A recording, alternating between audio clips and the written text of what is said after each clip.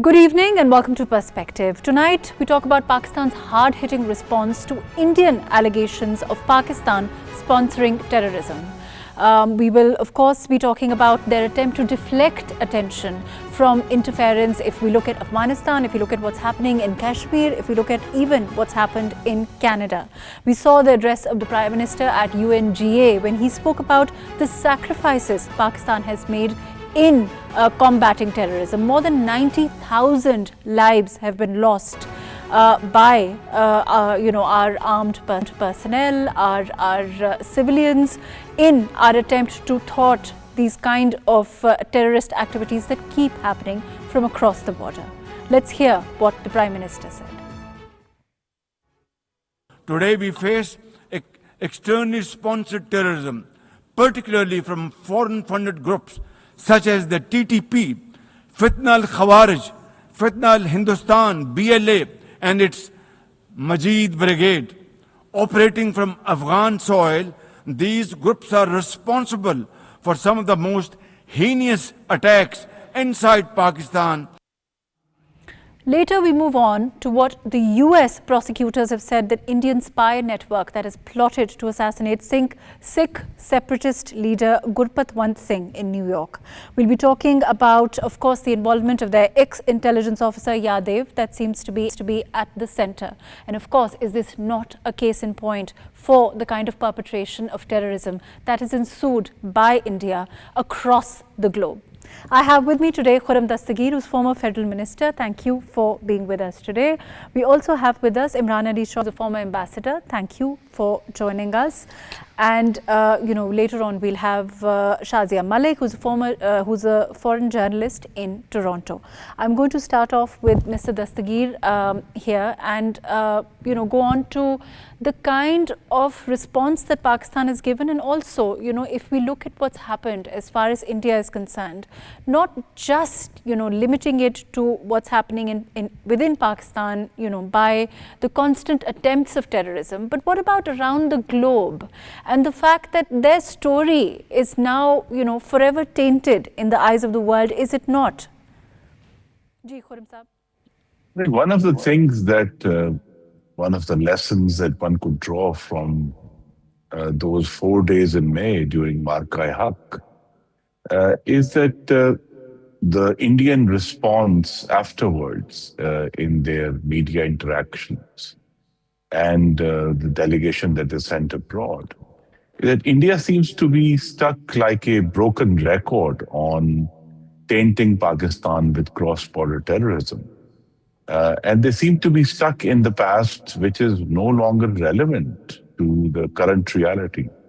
And the world knows it, that the cross-border terrorism allegations against Pakistan are not true. It's borne out by the Indians' own numbers that their Home Ministry puts out in terms of cross-border infiltrations, which have declined, almost gone to zero. So their sense and their allegation that somehow Pakistan is involved is now, or not already disproven by their own data, but the world is no longer willing to believe in it. Whereas India wants to keep harping on it, and their foreign minister's speech at the UNGA once again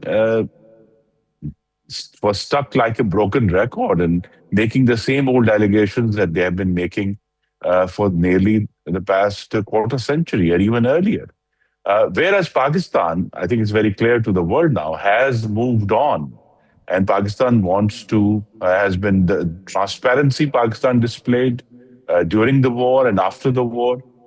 And in Prime Minister's now, I think, very pithy words that we have won the war and now we wish to win peace in our region is very clear to the world. So this question of so the challenge before Pakistan is, how do we, first of all, comprehensively not only disprove India's claim, but run a massive media campaign across the world on all platforms using social media and other tools available to us in expressing what precisely we said so in our answer to the Indian Foreign Minister's speech, is that it is the India which is involved in cross-border terror in Pakistan through the BLA in Balochistan and through Fitnatul Khawarij in KP. Khurram Sahib, let me come back to you. I'm going to also take Imran Sahib here. Imran Sahib, Khurram Sahib is saying that, we need to, of course, the world also realizes. I want to, of course, talk about the Sikh leader who's been assassinated and the reports of the involvement. We know what's happened in Canada also. So there are numerous cases in point. But I think what Khurram Sahib is saying, it's a fair point. How do we, sort of centralize it in social media into the kind of campaign that needs to sort of hammer this point? Because the world is, now cognizant of what's happened. One has to acknowledge that. Yes, I totally agree with Khurram Sahib. There's another point here. It's like sometimes when individual criminals try to superimpose their own personality flaws on another person. Yeah. So nowadays, I think Pakistan should be done with defending itself. Okay. It's the pot calling the kettle black. I mean, before you go on to what the US prosecutors have said, there are so many other things. There's serving officer who is with us. Yeah. I don't want to take his name again and again.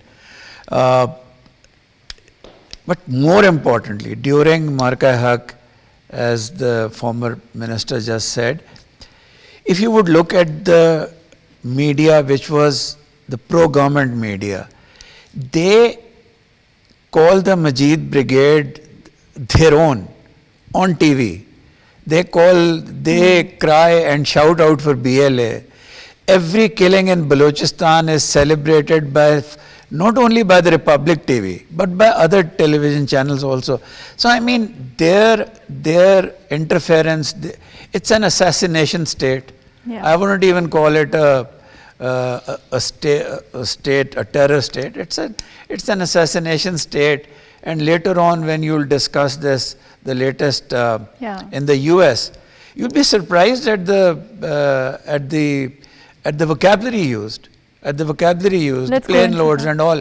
So this is a state sponsor of terrorism, which wants to deflect all of its problems on Pakistan. Let me go to Khurram Sahib. Khurram Sahib, is it also, you said that, of course, how do we bring it to the international community, hammer it? But do you think that in the kind of scenario that we are in, do we really need to leverage the international community's recognition of what India is doing, or is it not doing it itself? Because, if we look at this New York incident also, and we look at what happened in Canada earlier on also, there is clearly a spillover now, which is, much broader than what's happened even in Pakistan and continues to happen even today. Yes, India is now embarked upon self-harm.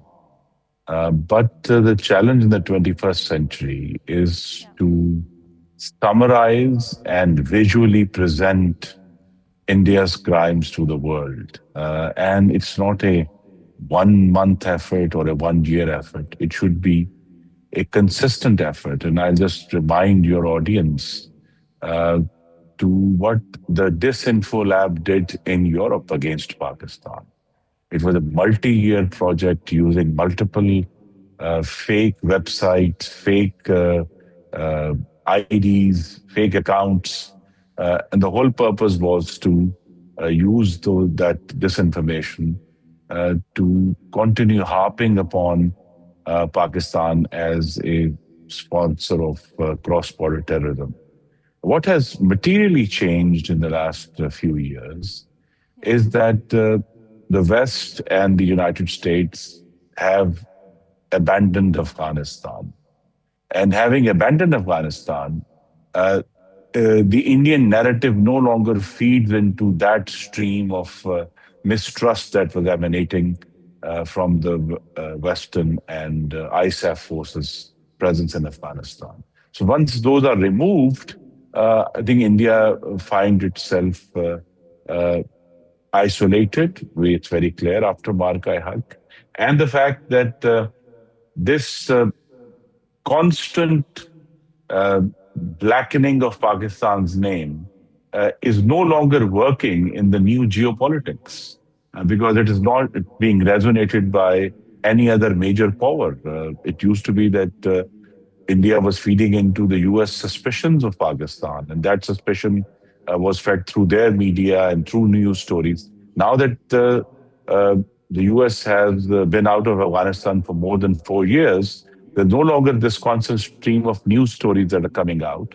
And so India has this, like, as I said earlier, if not a broken record, a broken string on an instrument. It keeps harping upon the same tune, which is not substantiated by facts, not supported by any other reality that India could point out to.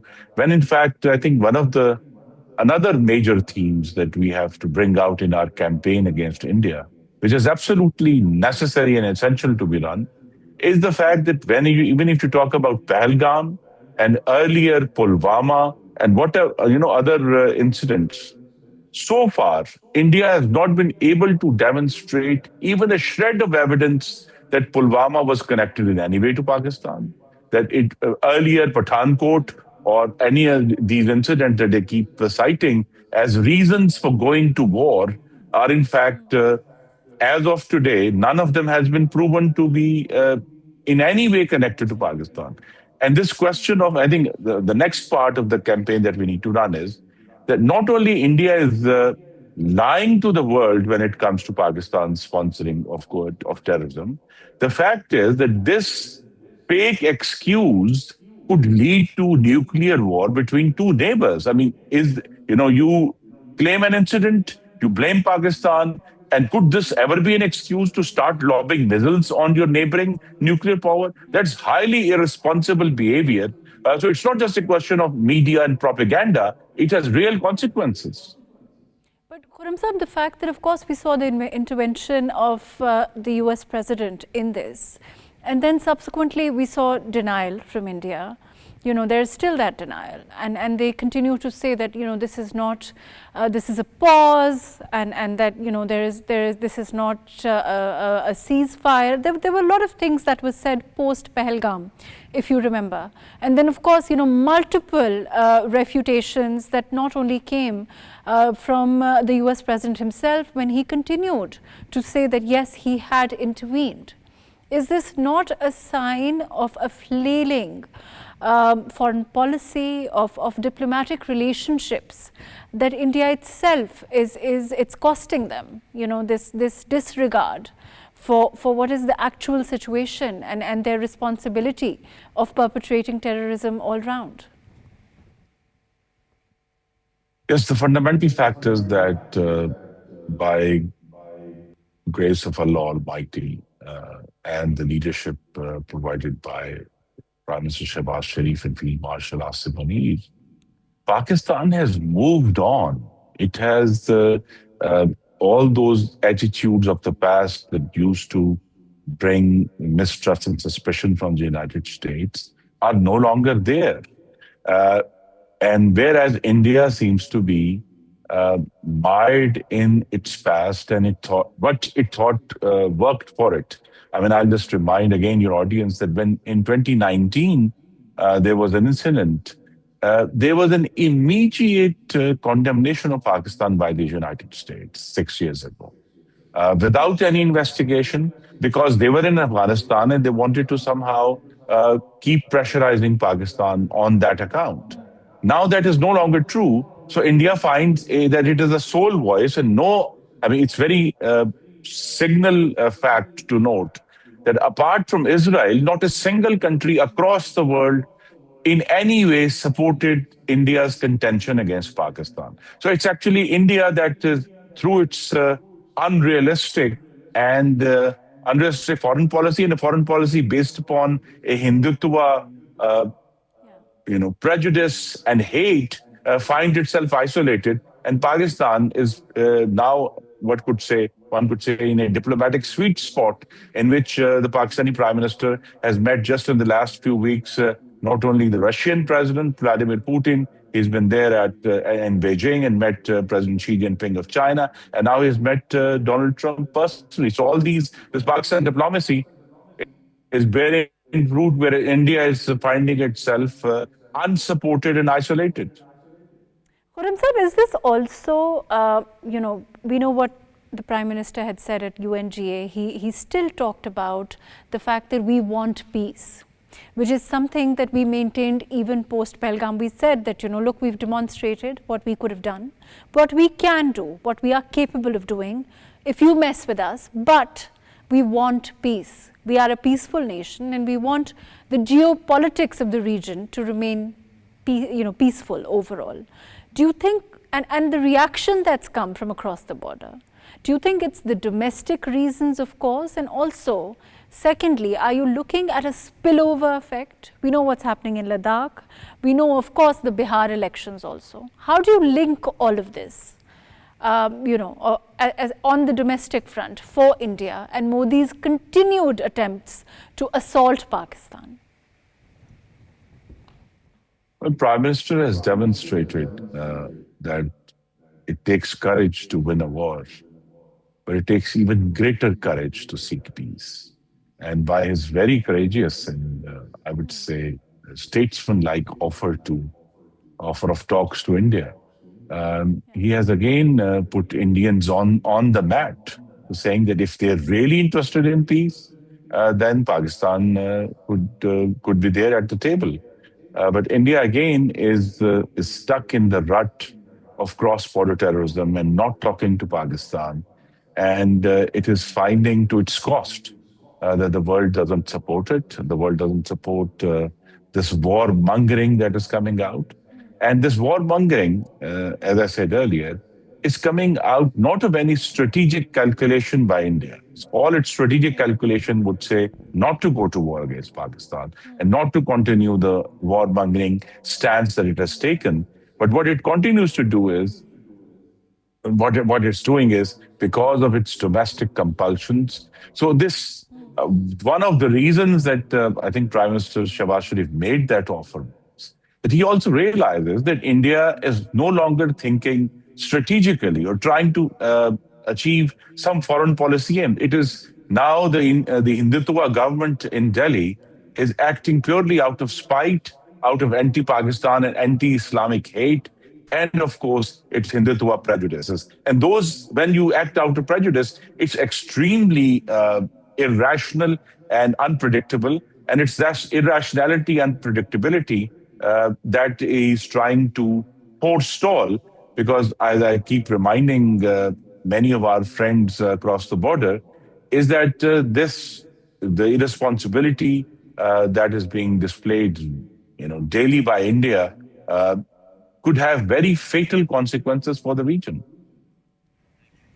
Thank you so much, Khurram Sahib. Thank you for your very valuable time. I'm going to go to Imran Sahib here. Imran Sahib, you heard what Khurram Sahib also said.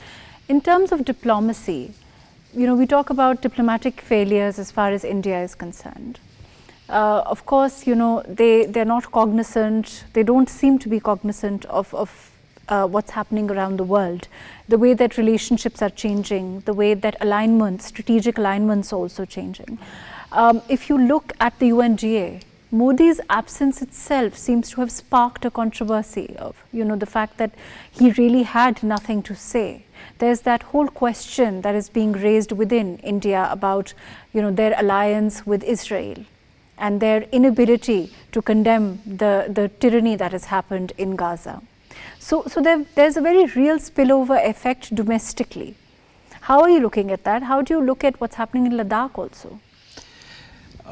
Very valid points. Khurram raised very valid points. You have raised very valid points. My view is, first of all, that he is absolutely right that Pathankot, Pulwama and Pahalgam, there were 3 lies. 3 P's, 3 lies. What you have said rightly, you wondered rightly, can't they see what is happening? Actually, they can see what is happening. They know very well what is happening, but now they are a victim of their domestic politics. So, they have to now fulfill their own domestic and their own ideological compulsions, which are at variance with strategic compulsions. But they are still carrying on from that high horse no, which is absolutely not going anywhere. So when you talk about, for example, do you think a lot of this is also for the consumption of their domestic audience? Yes, it because is. we're looking at Bihar elections. Yes. Is it because, of course, when we talk about Israel and then the parallel is of course, right there in front of us when we look at what Netanyahu is doing and domestic situation. Do you think there's a similarity in India? You pointed out, yes, Mahrukh, you pointed out our response in the UN. Yeah. And one of the responses said that India was a regional bully. So Yeah. actually we are looking at two bullies in the world. They're both allies now, Yeah. Israel and India. Unfortunately, bullies cannot be calmed down by offers of peace. Yeah. You have to be, a bully has to be Taken struck on. on the nose, yes. So But we took them on. we took them on. Yeah. I hope we don't have to do that again. But we're ready to do it any time, of course, and we have the kind of capability that we've demonstrated. But if we look at the speeches that were made in their own parliament, we saw Rahul Gandhi categorically saying that it is not just Pakistan, it is also China. It is also, of course, the equipment that was used and an economy and of the size of China. So there is that cognizance, there is that reality. The saner voices also within India are now calling out what's happening because they can see it. Mahrukh, I hope the saner voices reach all Indians because it's a one-sided unilateral gag media there too. Most of the houses have been bought off. Yeah. One of the very independent houses, I can't name it here, even that has now gone off. I hope the Indians realize where they're being led, and I totally agree with every word of what you've said. Let me go to Shazia Malik. We've just been joined by her. Shazia, can you hear me? Yes, absolutely.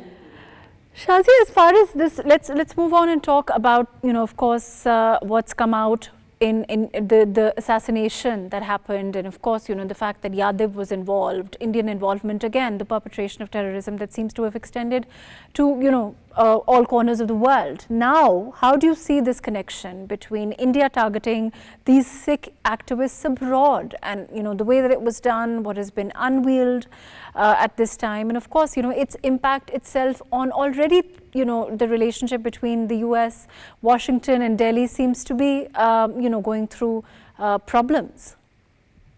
Yeah, thank you very much for the opportunity, first of all. This report that you have mentioned, a week back it came when the case was brought by the US prosecutors in the New York court. And in one of your other, PTV programs, I had actually mentioned that, yes, India absolutely is involved in transnational terrorism. However, Mr. Modi is living in a very, very, in a world of his own where he lies and then he justifies those lies. And now these concerns are being talked about across the globe. In your programs, I have been saying how the Canadian government found out that the Indian government, and in fact, they named Amit Shah, the Home Minister, directly involved in the killing of Harjeet Singh Nijjar in Canada. And then there was another allegation of another Indian businessman, Dada, being killed here. Others also are all the time being intimidated in Canada. And in fact, the Canadian government has designated the Lawrence Bishnoi Group as the terrorist organization, and they are directly linked with the Modi government. A lot of quarters say that they are getting direct orders from the central government to kill people. And it's not now anymore the discussion in US or in Canada. If you know that the UK MP Preet Gill, she talked actually to the Home Secretary in UK, and she said that constantly Sikhs are being intimidated on their own, airports. They are being told by Indian government to question them, and they ask them about India, and they have got nothing to do with India. Similarly, the opposition now is asking about Mr. Modi's, modus operandi in Australia itself. Their foreign minister, Penny Wong, she said that we have raised these questions why Sikhs are being intimidated with the S. Jaishankar. And Mr. S. Jaishankar, shamelessly, who says that he is a diplomat for the last 25 years, he goes around the world and he lies. Now, the Modi government is giving such a bad name to his country and isolating it that now it has become so brazen.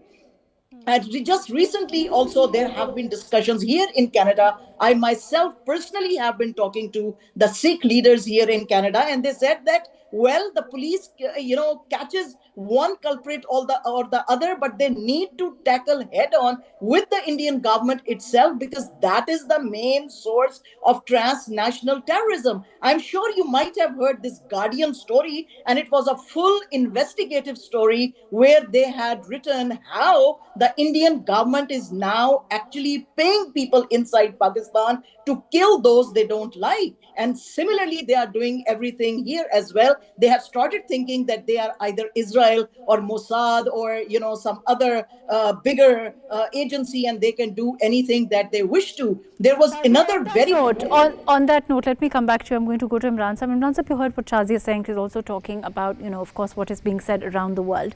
You spoke about language, earlier on, and I think that Mohammed Rashid also said that, such language reflects neither maturity nor responsibility. Instead, it exposes India's frustration and reveals its pettiness on the world stage.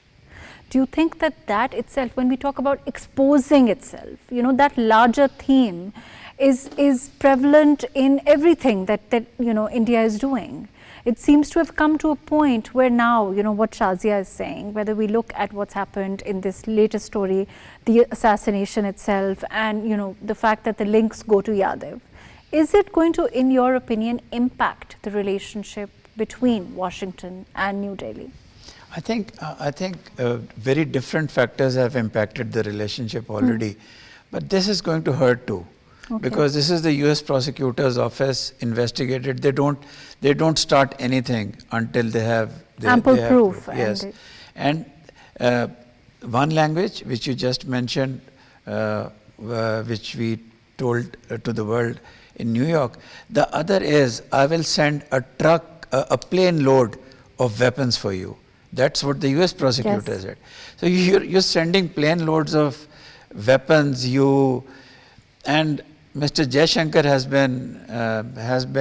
has had a disappearing act after Marka-e-Haq for a month or 2 months. He's reappeared with this venom, but it appears that he hasn't. There was so much criticism within India. Yes, he hasn't learned anything. I hope he has taken off his dark glasses and whatever.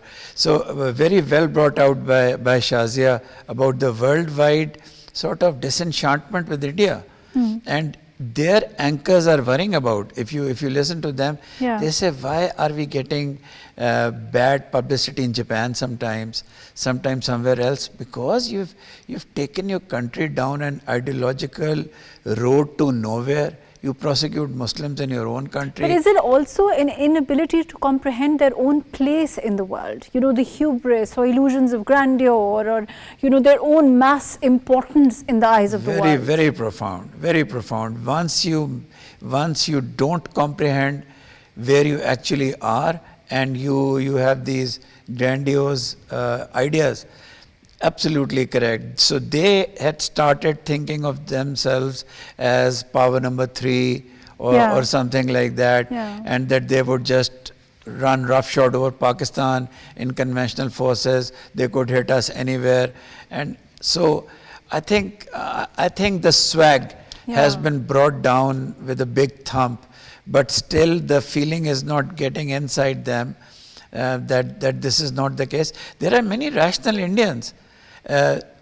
Mr. Swami yesterday said that Pakistan is the only country in the world, yesterday on their television, who has excellent relationship with all the 3 powers of the world.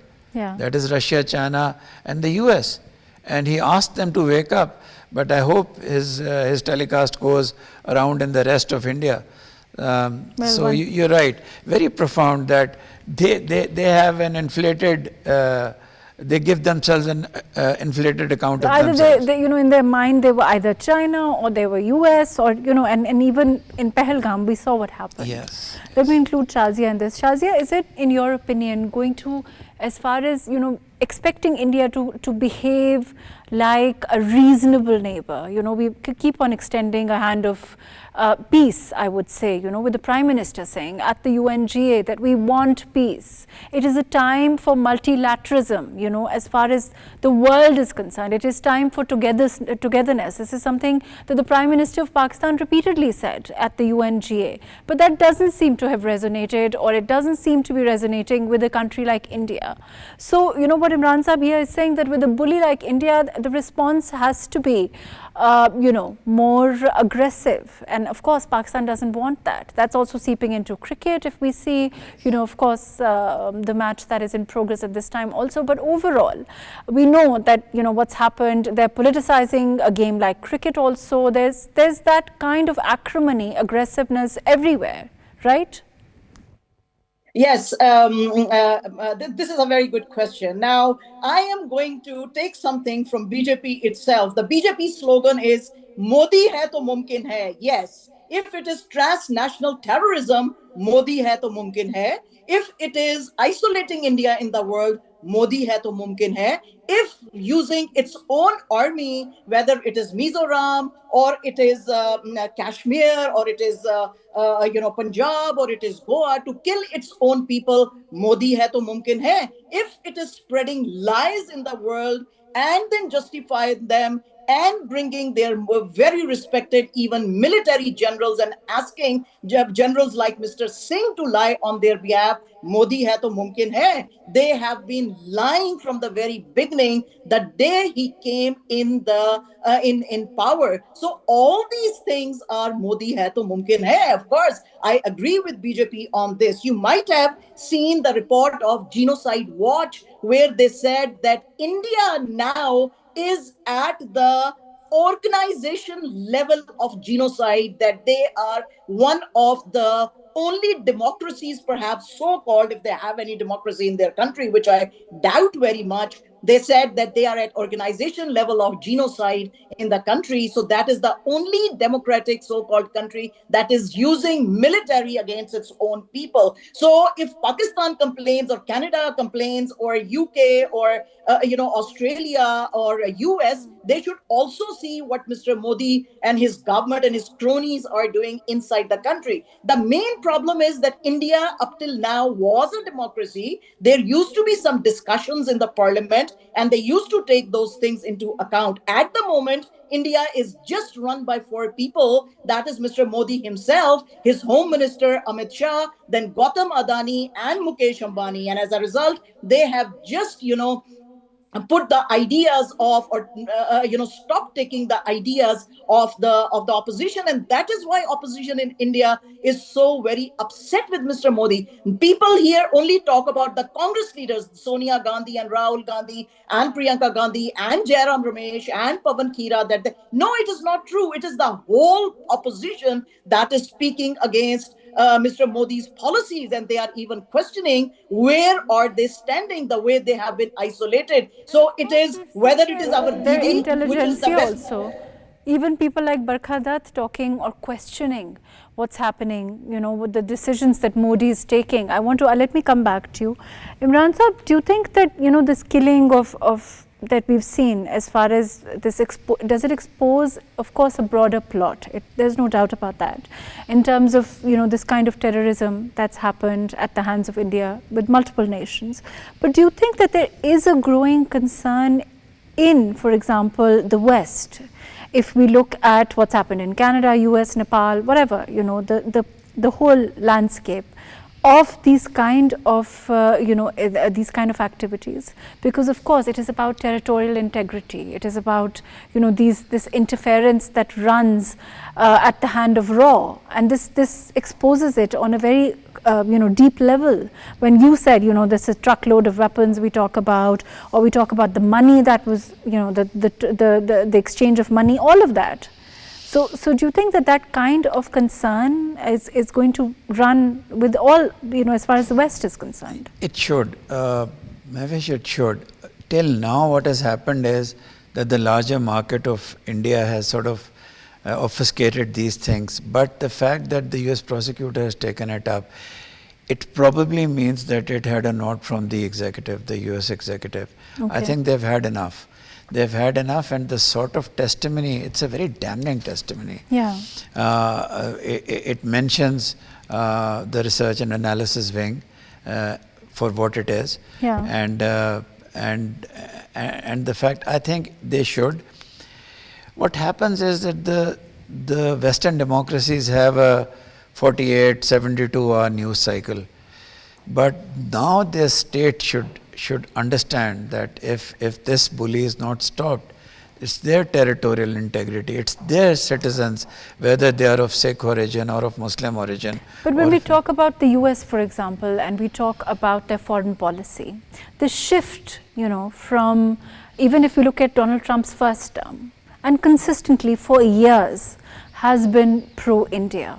And now, there is a decided shift there. So there has to be something behind that, right? Yes, but I think it's not the NSC or the State Department, having served there. I think it's a realization amongst the inner circle of the US president that this can't go on. And I think he would have realized many things during the 35-minute telephone call he had with the Indian Prime Minister. Plus the fact that India has lied so blatantly. Mahrukh, look, if Rubio is calling India, if Rubio is calling Pakistan, then calling India, then calling Pakistan, what else is mediation?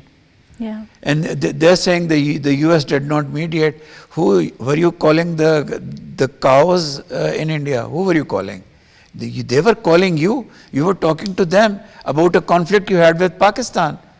So I think the US president has realized, and his inner cabinet, that they are blatant liars. And the denial, of the US president, the fact that, he has said on multiple occasions that yes, he intervened, and there is categorical denial in India. And they continue to say that no, there was no such intervention. Yes. So this ability to twist things or paint things, Shazia, as far as India is concerned, they've now taken it too far.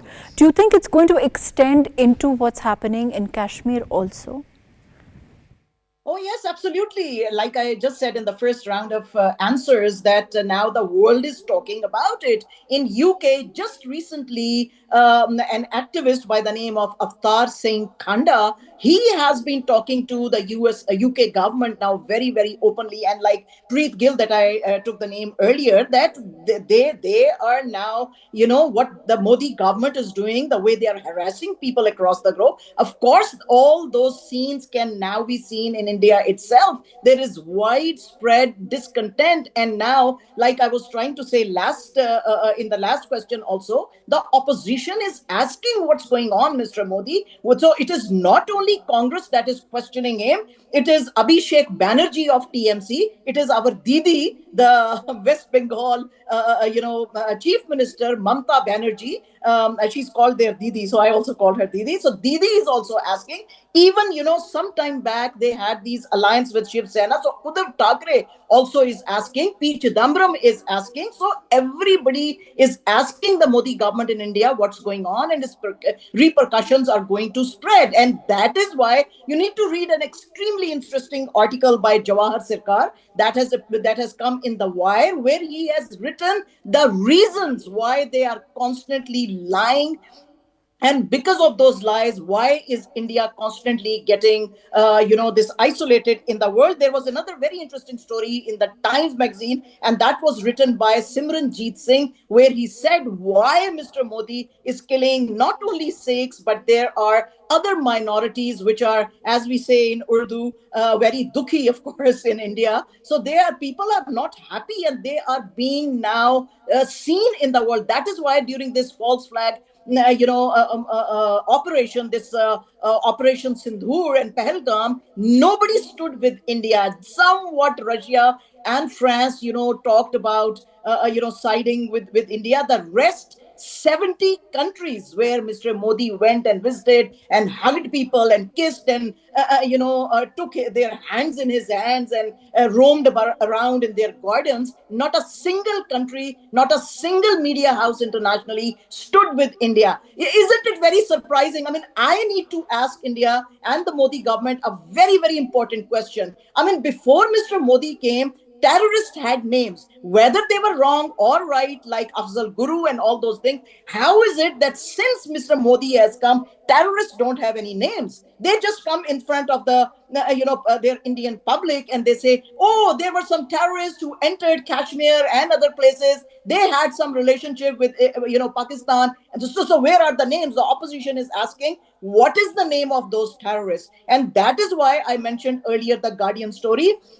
Their investigative report said that they actually saw the WhatsApp messages and the passports of those Indians who were killing, Pakistanis in Pakistan itself. So, I mean, how much lies you are. So, India should be very cognizant of the, what's going on in the region. What happened in Bangladesh, what happened in Sri Lanka, what happened in Nepal. If Mr. Modi keeps on going with these policies, I'm extremely afraid that these scenes might be repeated in India as well. See what they did with Sikhs in 1984, and there. Let's talk about that. Let me come back to Shazia on that note. Scenes repeated within India. What Shazia is saying, Imran Sahab, aren't they already being repeated in a sense that we look at the Hindutva doctrine that the Prime Minister spoke about in UNGA?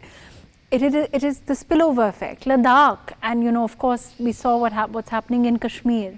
Now it's extended into that. Within India also, the treatment of their minorities. It's not just Muslims. Of course, that's a huge sizable population, but it also extends to Christians. It also extends to other minorities. So that itself is something that should be cause of concern for the domestic audience, that Modi is trying to feed with whatever propaganda that's happening, because the media, of course, is also, we've seen there's no independence there and domestically.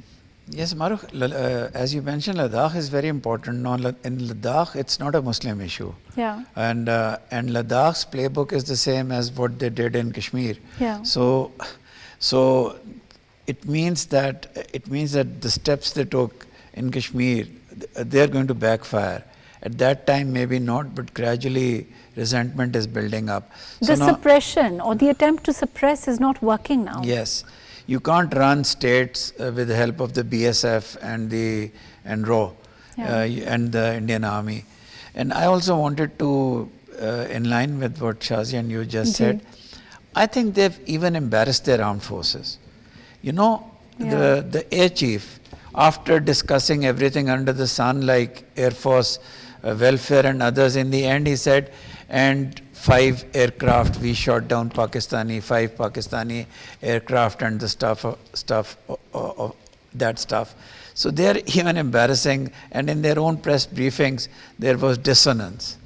Yeah, and also we saw what happened, the things that were said by their own, I think, army personnel. Yes. That negated their claims. Yes. So the propaganda is not really holding up, and I think that needs to be understood. The poor generals and Air Force chiefs, they mentioned that for 2 days, he couldn't stop uttering that for 2 days the Indian Air Force was grounded.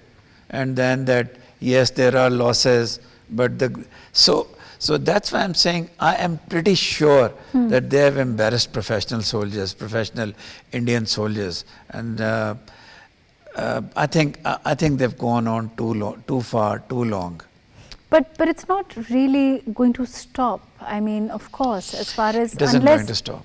Unless, of course, Pakistan did what it did in answering back. Yes. And we've done that. We've demonstrated that we can answer back. And of course, the Saudi Pact now, our relationship, like you said, the ability, again, to have good relationships with 3 powers is itself, Pakistan taking center stage geopolitically.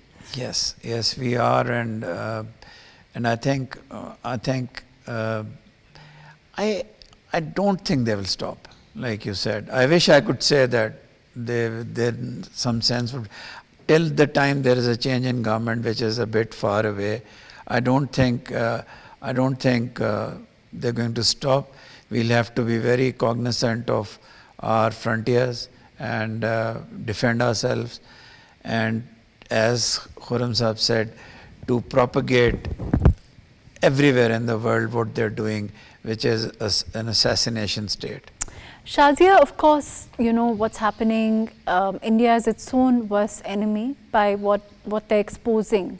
And, you know, whatever they do, the actions they themselves take expose them further. Whether we look at, you know, Jay Shankar and his commentary, his language is itself, you know, exposing at a forum like the UNGA what India is all about.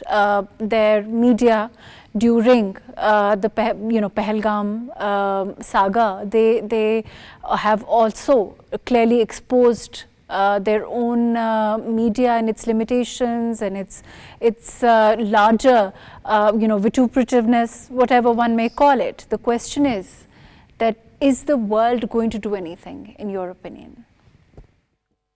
Well, India at the moment is facing a lot of problems. You know, you might have seen this discussion by Mr. Shashi Tharoor, because he said that if Mr. Modi does not talk to, for example, one of their largest,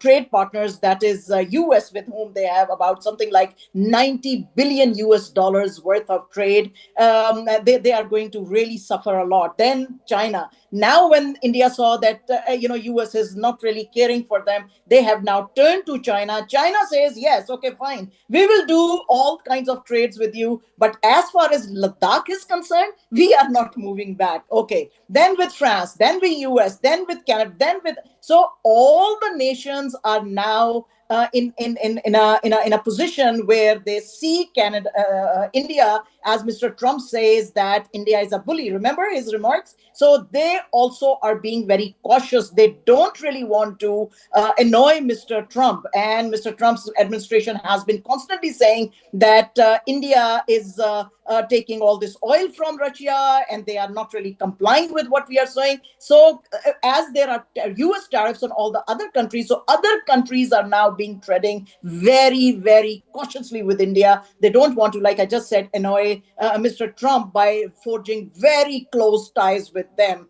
And that is why the opposition is constantly asking them, and even Sonia Gandhi said that you only have relationship with, for example, just like Israel, and just because you are very close to, Netanyahu, you're not even speaking about the basics of human rights and human. And this is exactly what the rest of the opposition also is asking them. I mean, right, fair enough. And I think that those are questions that are now being asked domestically, like we discussed. But of course, we've seen the shift as far as the US is concerned, and it's a decades-old alliance with India that is now taking a shift, that is now changing. And of course, the way that we've seen India exposing itself, it's likely that other alliances will follow.